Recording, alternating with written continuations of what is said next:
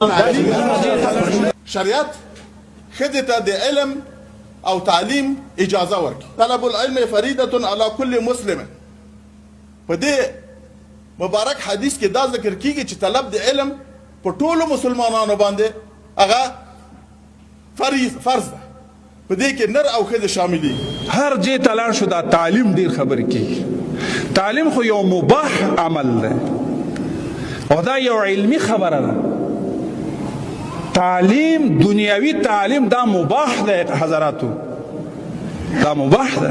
که دینی مدارس دي که عصري مدارس دي دا دواړه سره لازم او ملزوم دي. ضرورت لري ورته د وطن په جوړولو کې، هم چې عقیدې په لحاظ جوړ شي هم په تخنیکي لحاظ جوړ شي. تاسو ما کوئ چې د مور د مایرې سلوک سره کوئ. داسې فرض عین ده، داسې فرض عین ده دا علم د دې پوهنتون، داسې فرض عین ده لکه موږ تاسو ماسکین مونږ کوو. د امارت ټول علما، شيوخ، مفتیان صاحبان ټول دغه وایي چې علم دین یا عصري علوم په دې کې نارینه او زنانه ترمنځ فرق نشته. کوم شی چې د نارینه دپاره فرض دی عین دی، د زنانه دپاره هم دا فرض عین.